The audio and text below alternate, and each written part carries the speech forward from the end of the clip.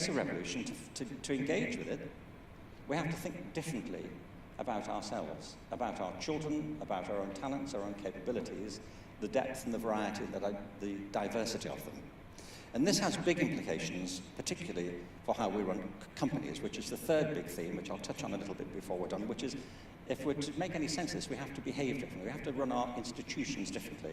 We have to have a different sort of politics. We have to have a different approach to corporate life and a different approach to education and how we think of our communities. Because all of our current institutional models were designed for other times, in other places, largely through the expansion and to meet the needs of the Industrial Revolution. Creativity is the pulse of human life. It's why we live in great cities, it's why we live in cultures, it's why we live always, and have done, in virtual reality. We don't see the world, it seems to me, as other creatures do, just directly in a sensory way. We see it through frameworks of ideas, of perceptions and ideologies and conceptions. And they are open to change and they evolve as our circumstances change and evolve.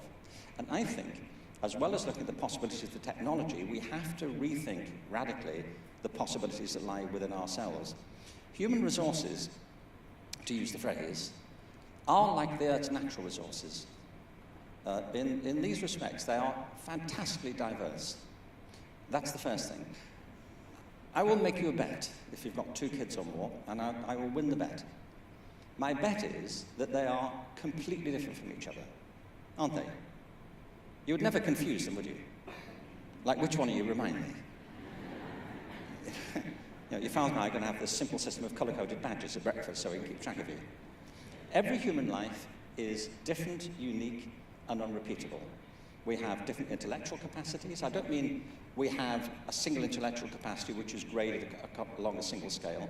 Human intelligence is multifaceted and hugely diverse.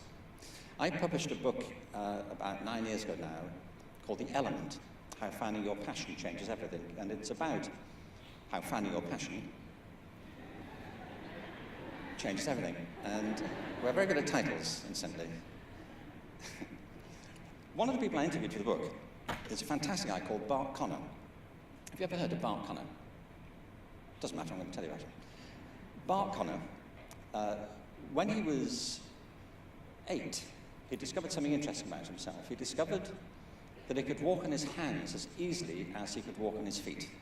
His mother, who'd been paying attention to all this, spoke to the school and said, could we take Bart to the local gymnastics centre?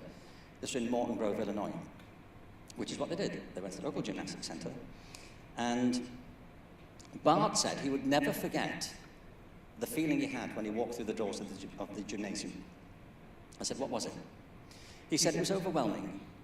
It was like going into Disneyland and, as you put it, Santa's grotto, all at one time. I said, why was that? He said, it took my breath away. There were bars, there were parallel bars, there were ropes, trapezes, rings, vaulting horses, mats. He said, I'd never seen anything like it. He said it was intoxicating. So that's interesting, isn't it? Is that how you feel when you walk into a gymnasium? Some of you might do, but do you find it intoxicating? Looking round, not all of you, if I could mention that, but I don't. I mean, on the contrary, I need to get intoxicated if I spend more than 5 minutes in the gymnasium. But he loved it. He went every day as often as he could, and here's the thing, 8 years later, he walked onto the mat at the Montreal Olympics, representing the United States in the male gymnastics squad. He went on to be the most decorated male gymnast in American history. He's married now to Nadia Comaneci. Do you remember her? The first female gymnast to get a perfect 10. They live in Norman, Oklahoma, which is where I met them. They have a wonderful little boy called Dylan, after Bob Dylan.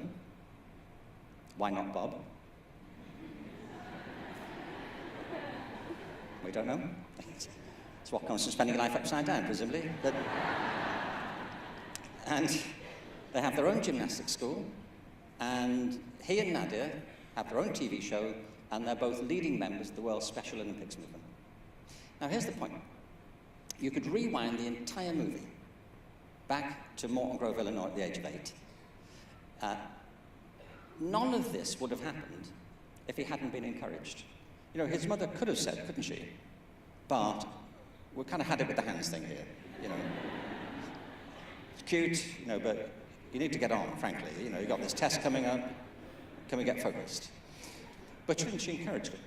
And without that encouragement, none of that, the rest of that would have happened. But here's the other thing. Even though she encouraged him, she couldn't possibly have anticipated the life he was about to lead. When they walked through the door of the gymnasium in Morton Grove, Illinois, she did not see, and he could not see, the path that was now available in front of him. And the reason she couldn't is because you can't. Human life isn't like that. The best evidence we have of the natural creativity of human beings is your own biography. Every one of us creates our own life. We're not replicants. Every human biography is distinct, unique, unrepeatable, and unpredictable.